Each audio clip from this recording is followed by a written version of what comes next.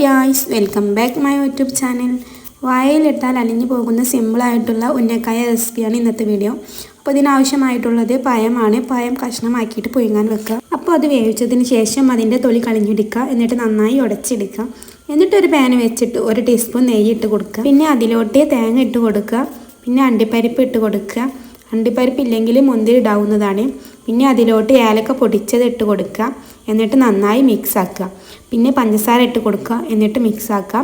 അപ്പോൾ ഇവിടെ സാധനം റെഡി ആയിട്ടുണ്ട്. എന്നിട്ട് അത് ഒടിച്ച് വെച്ച പഴത്തിലോട്ട് ഇട്ട് കൊടുക്കുക. എന്നിട്ട് അത് നന്നായി കുഴച്ചെടുക്കണം. എന്നിട്ട് അത് ഓരോന്നോരോന്നായി ഉരുളാക്കിയെടുക്കണം. അപ്പോൾ എല്ലാതും അങ്ങനെ ഉരുളാക്കിയെടുത്തിട്ടുണ്ട്.